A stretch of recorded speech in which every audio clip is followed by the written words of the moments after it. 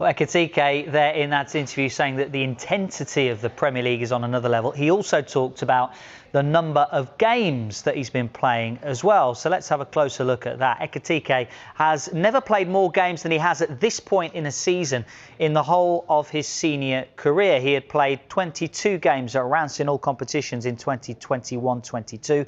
By this point in the year, this is up until February the 16th. That's today in a season. Now, he repeated that the following season at PSG with 22 games in all competitions.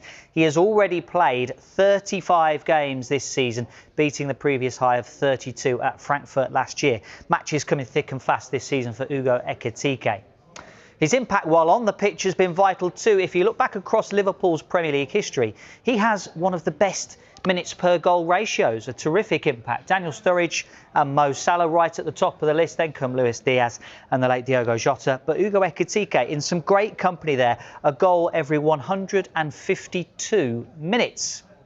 And Ekitike was brought to England in the summer from outside of the Premier League, as were some of the other major strikers signed in that window. So here's how he compares to some of the big summer signings that came in from outside the Premier League. We're looking at Victor Gyökeres, Benjamin Sesko and Nick Voltemade of Newcastle as well. Ekitike has the most goals in the Premier League at 10. He's also outperforming his expected goals as well. 10 goals from an expected level of 8.4. Sesko marginally leads the way actually in shots per 90 minutes at 3.6. But Ekitike only just behind at 3.4. Actually, Sesko's number of 3.6 here, one of the best in the Premier League. And it's the Liverpool striker who is involved most in the game as well. If we look at touches per 90 minutes, Ekitike is there. I guess that plays out with the eye test as well. He likes to join in with the play. Sometimes he drifts wide as well.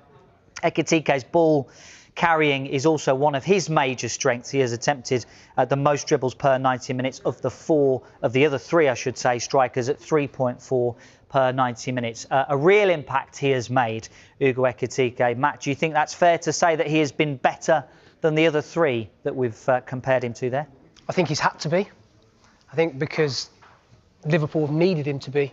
So he probably didn't come in and suspect to be their main man straight away. But he has done. What I like about watching him play is that he scores all different types of goals.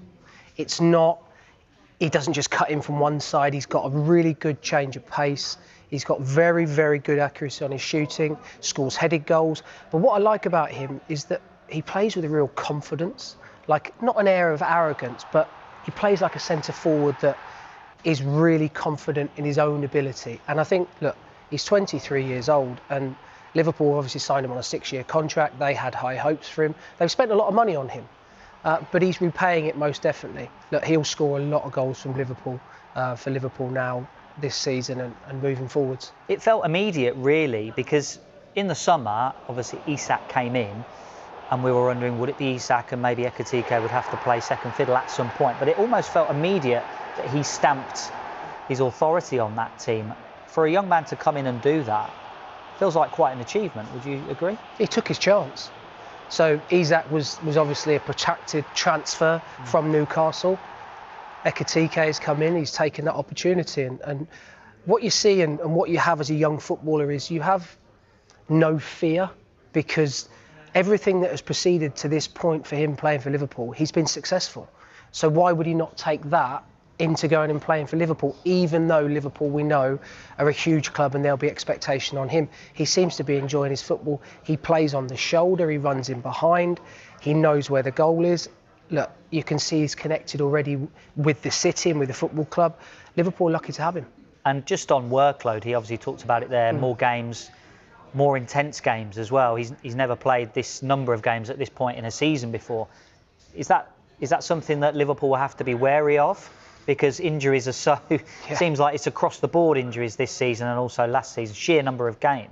You know, when you come to the Premier League, that the rigours that it demands physically are much higher than the majority of those outside of the Premier League, purely and simply because the amount of games. Now, that's not just league games, there's obviously cup games, you've got European football to put in there as well.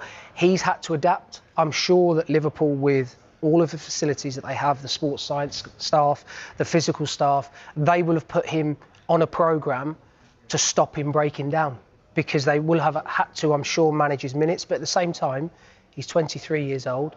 He's at the peak of his career right now.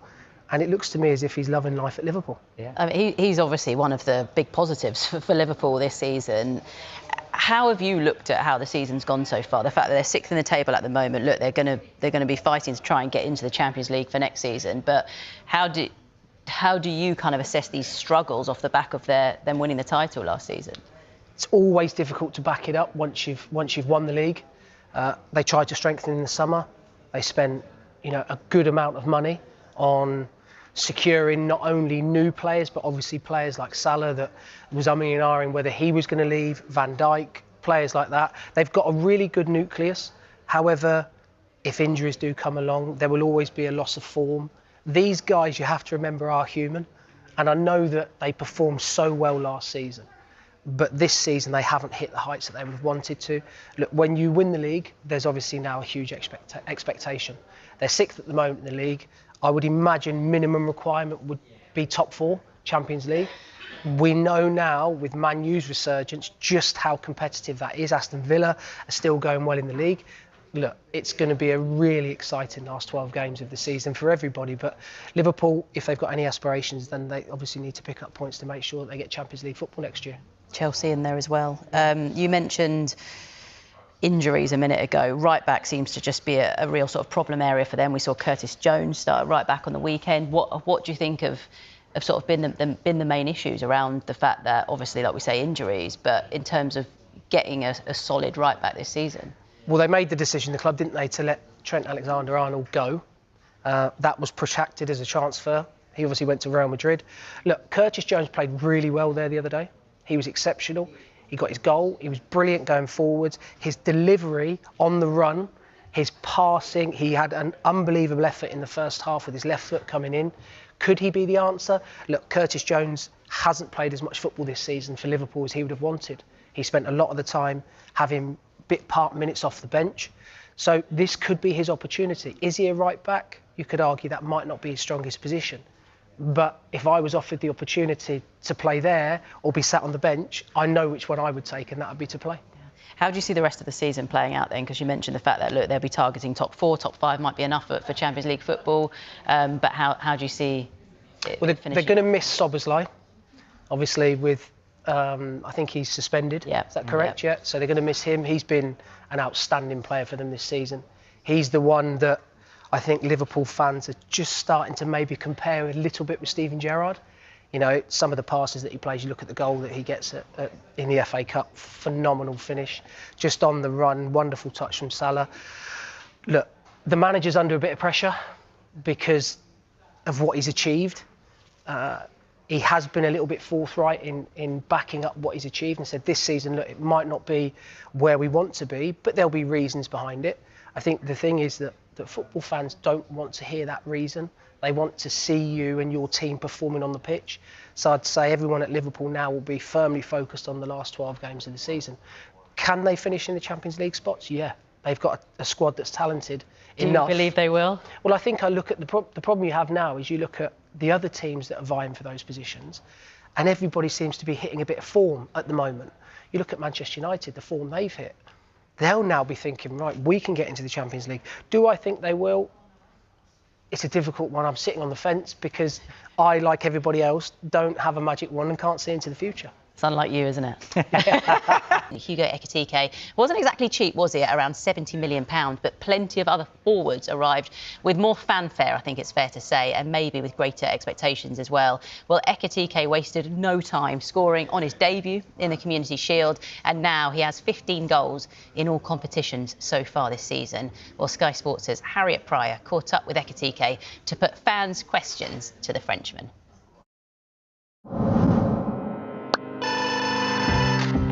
This is Ask Ekitike. We put the call out on social media for you guys at home to get in touch and ask your questions. And we're going to ask you the best ones. Ready to go?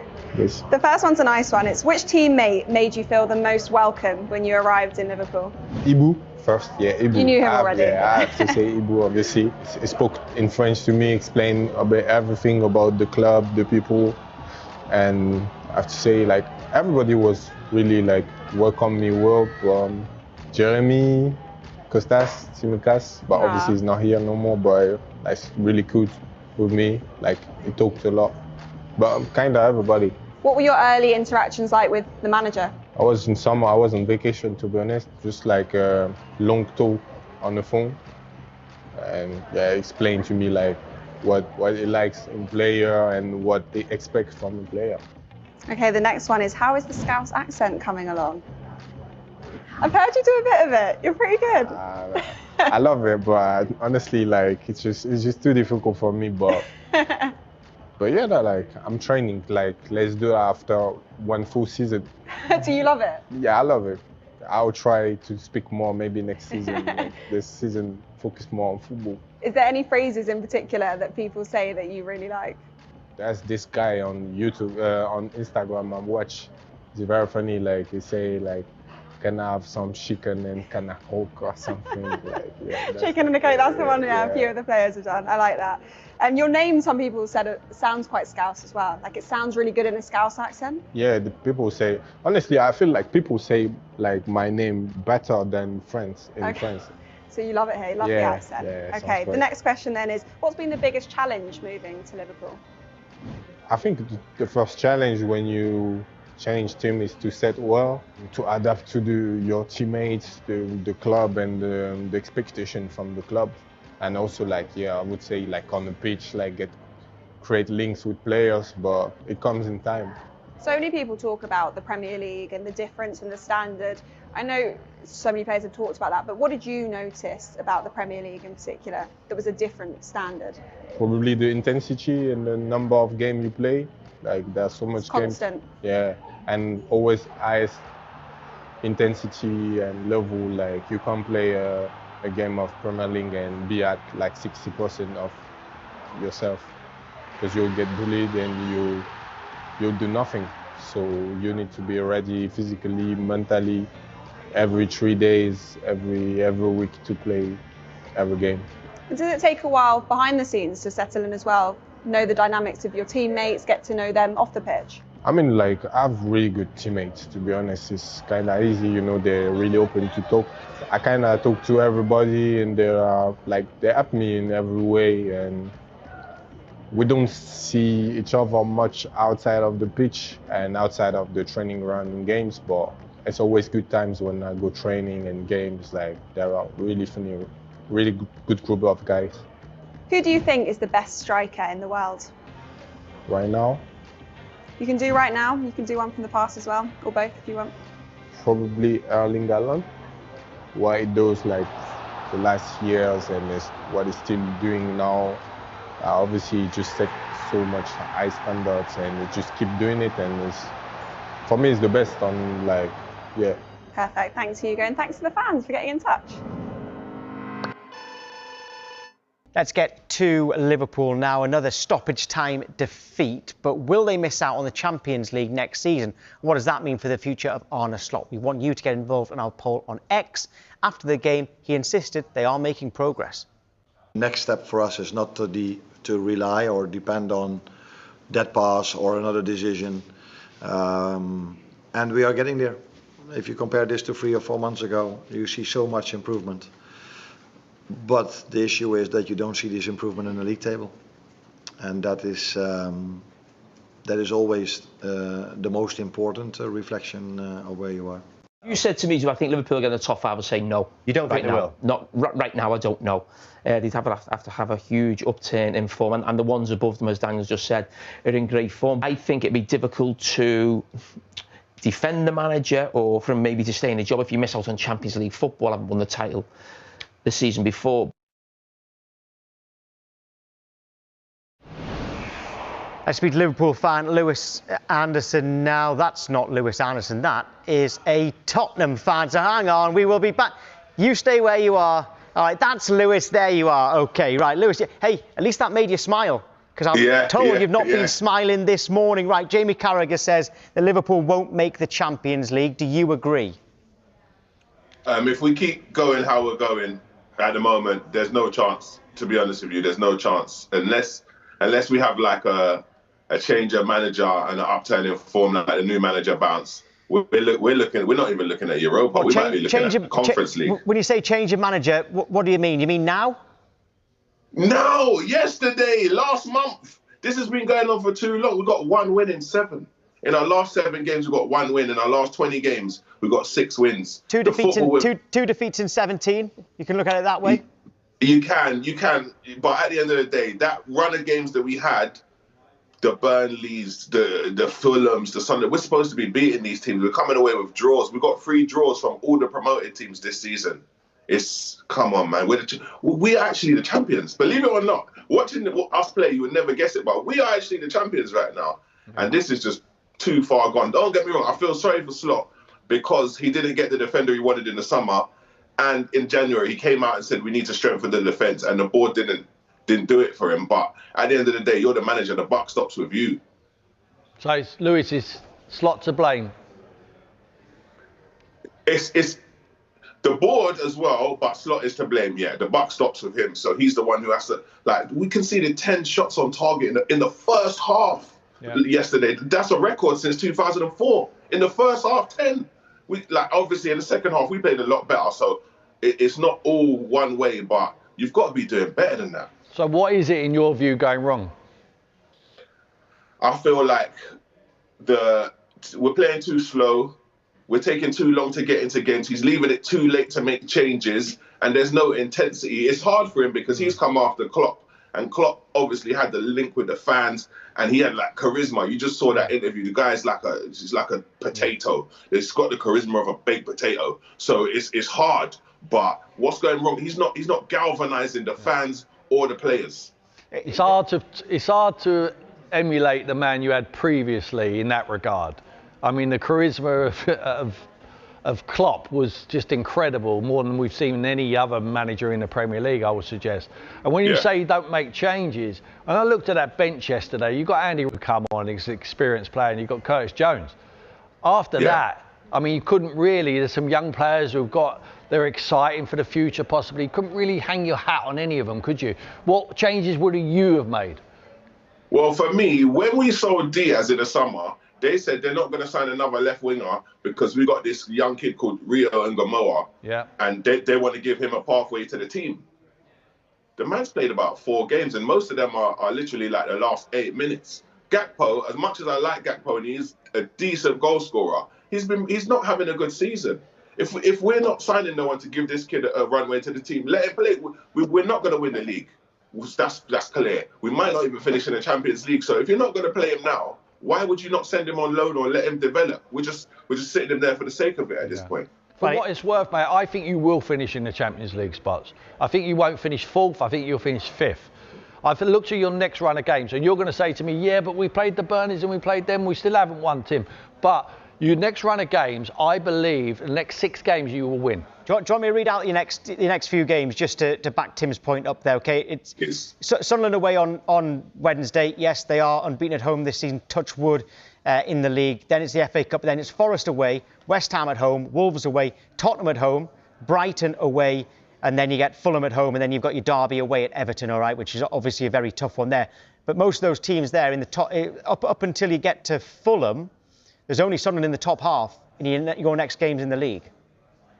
It sounds good. It sounds good. If I had any confidence left in my heart, I would be like, all right, we could maybe win all of those games. But right now, as I said, 1 win in our last 7. If he goes on that run, maybe we could. And I hope you're right, Tim. I hope we do finish in the top 5. But the way we play, man, the way we're playing is so slow, and it's like no directness. We're passing it around in defence. We're trying to play out from the back. Fair enough. That's a tactic. But then as soon as they close us down, then we just hoof it up the pitch anyway. So what was the point of it? Yeah. Could Everton finish above you, mate? Oh, no, that's preposterous. Don't wind him up. That's preposterous. Never. It's a possibility at the moment. Everton are looking good. But I know you're saying how the 1 win in 7 games. I mean, that's you're not taking into account 6-0 against Karabag, 3-0 away at Marseille. That's not an easy one. And you win against Newcastle, 4-1 against Newcastle, where you look very good. Yeah. And you were minutes away from a win against Manchester City. How different would your mood have been if you'd hung on yesterday? Oh, my mood would have been totally different. I'm not going to sit here and lie. I'm a football fan. I'm fickle, innit? But losing it in the last few minutes is like the 5th time we've done it this season. we keep doing this. This is not new. Yeah, in the Champions League, we're doing all right because, well, we're doing well because there's like less intensity. So the slow game that we're playing is more suited to the Champions League. So obviously we're all hoping that we can do something on that. But realistically, do we believe? I don't know about it.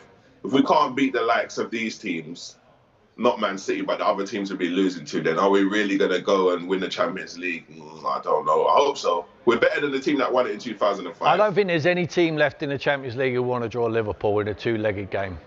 No, that's true. I think you're capable of winning the Champions League. I really do. We are, but it's we just need, as I said, if the same players, if they just, even if Slot does it and we just get an upturn in form, we could do it. We're not a bad, you can't just turn this bad overnight. But as I said, I think it's just the fire. There's no fire in our belly right now. Well, you've got the fight for the Champions League. You're in the Champions League as well this season, and you're still in the FA Cup as well. It could still be a good season, Lewis. Thank you.